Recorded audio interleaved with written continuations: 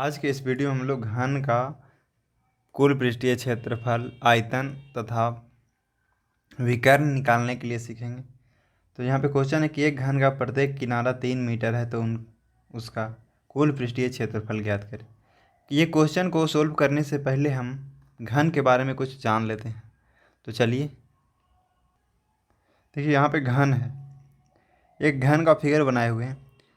इसका एक लंबाई है, एक चौड़ाई है और एक ऊंचाई है। देखिए, लंबाई और चौड़ाई और ऊंचाई यदि तीनों बराबर हो जाता है तो उसी को घन बोलते हैं।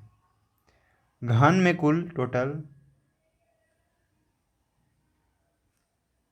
6 पृष्ठ होते हैं। जिस तरह से हम लोग पढ़े थे कि घनाभ में कितना पृष्ठ होते हैं, तो घनाभ में भी 6 होते हैं और घन में भी 6 पृष्ठ होते हैं, यानी 6 सतह होते हैं। लेकिन इसमें क्या है कि सभी सतह यानी का जो क्षेत्रफल होगा जो बराबर होगा, और इसका जो कोर होगा यानी यहाँ पे जो कोर है, भुजा है, वो भी आपस में सब क्या हो जाएगा, आपस में सब बराबर होगा। तो इसी को घनाभ बोल देते हैं। यानी जिसका लंबाई चौड़ाई ऊंचाई तीनों बराबर हो, यानी एल बराबर हो बी का और बी बराबर हो एच का, और इसको हम मान लेते हैं कि ए है। इसको क्या मान लेते हैं, एक भुजा मान लेते हैं ए। तो घन का संपूर्ण पृष्ठीय क्षेत्रफल का फॉर्मूला क्या बनेगा, तो घन का संपूर्ण पृष्ठीय क्षेत्रफल बराबर हो जाता है 6 गुनी भुजा स्क्वायर।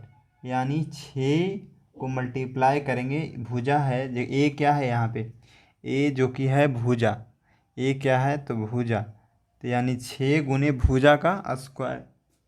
तो यानी 6 गुने भुजा को ये मान रहे हैं तो ए का स्क्वायर।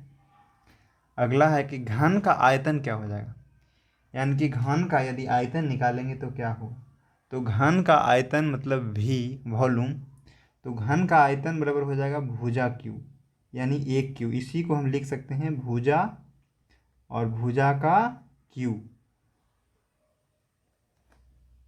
घन का विकर्ण बराबर क्या होगा, तो घन का विकर्ण बराबर होगा √3 गुने भुजा, √3 गुने भुजा। इसी को ये लिख सकते हैं, ये भुजा को ये लिखेंगे तो ये लिख देते हैं। घन का किनारा बराबर क्या होगा, तो यदि घन का विकर्ण दिया हुआ हो और उसका किनारा निकालना है, ठीक है, यानी भुजा निकालना है, तो भुजा बराबर हो जाएगा d/√3। यानी विकर्ण, विकर्ण को यदि d से लिख रहे हैं तो यानी विकर्ण/√3।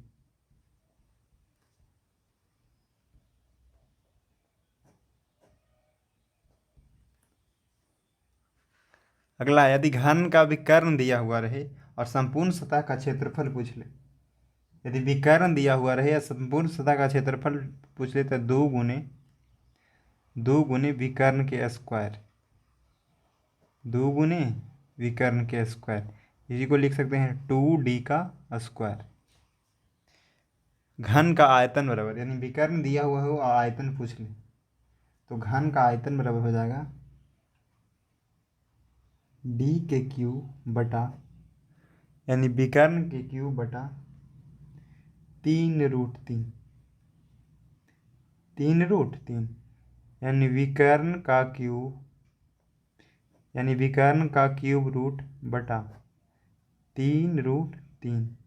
अब यहाँ पे ध्यान दीजिए, आयतन, जब भी आयतन निकालेंगे, किसी भी चीज़ का आयतन निकालेंगे, तो उसका जो यूनिट आएगा यानी घन इकाई में आएगा। किस चीज़ में आएगा, घन इकाई में आएगा, ठीक है। यानी मीटर रहेगा था मीटर क्यूब में। और यदि क्षेत्रफल निकाल रहे हैं तो यहाँ क्या क्षेत्रफल का किस चीज़ में आता है, तो स्क्वायर में, वर्ग इकाई में।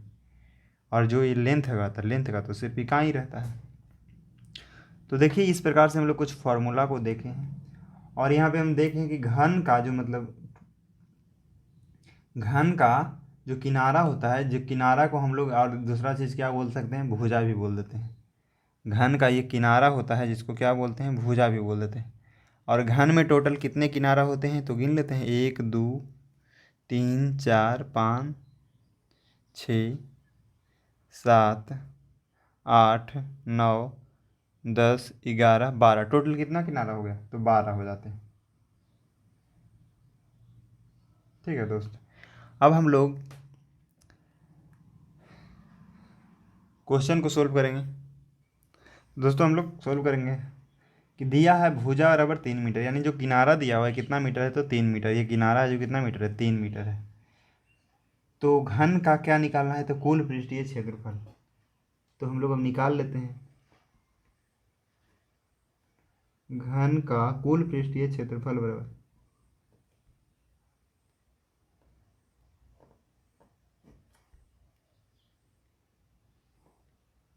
घन का कुल पृष्ठीय क्षेत्रफल का फॉर्मूला होता है 6 गुने भुजा स्क्वायर, यानी 6 गुने भुजा के स्क्वायर।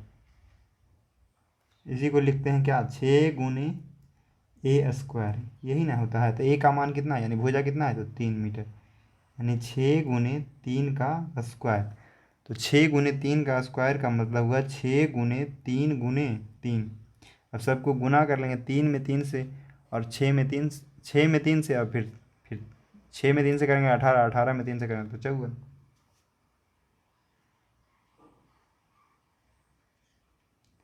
यानी कितना आ गया, 54 मीटर स्क्वायर। ठीक है। यदि इसी का हम लोग को आयतन निकालने के लिए बोलता, तो आयतन भी हम निकाल के आपको दिखा देते हैं। तो घन का आयतन बराबर, तो भुजा क्यू यानी a का क्यू। तो भुजा कितना दिया हुआ है, तो 3।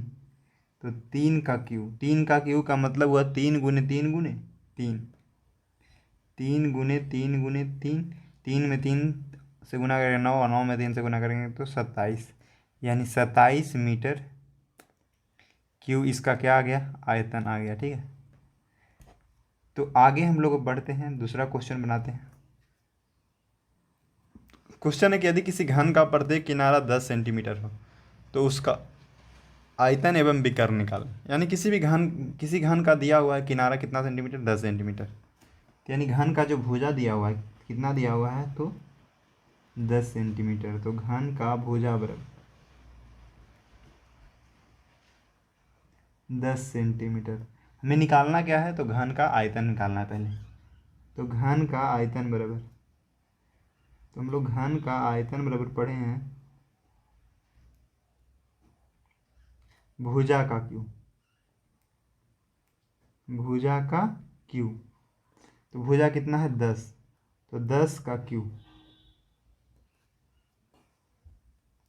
तो 10 का क्यू का मतलब हुआ 10 गुने 10 गुने 10 सेंटीमीटर है। तो सेंटीमीटर क्यू में आएगा इसका आंसर। तो यानी एक पर कितना जीरो, 3 जीरो। यहाँ पे क्या चीज़ में भुजा था, सेंटीमीटर में। तो सेंटीमीटर में, तो यहाँ पे इसका आयतन क्या चीज़ में आएगा, सेंटीमीटर क्यू। ठीक है। नेक्स्ट है, इसी क्वेश्चन में क्या कर रहा था, विकर्ण निकालने के लिए। तो इसका विकर्ण क्या हो जाएगा,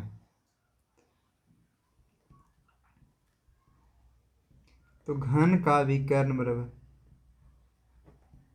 तो घन का जो विकर्ण का फॉर्मूला है, तो घन का विकर्ण का फॉर्मूला है √3 गुने भुजा।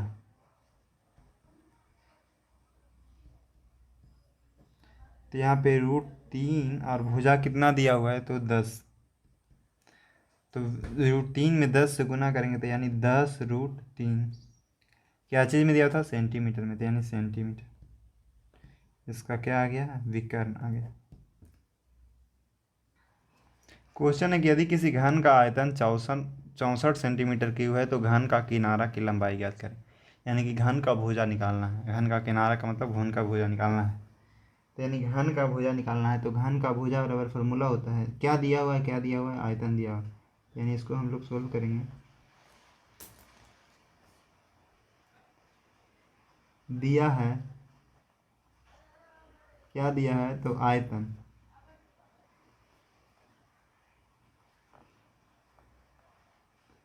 आयतन बराबर कितना दिया हुआ है, तो 64 सेंटीमीटर क्यूब।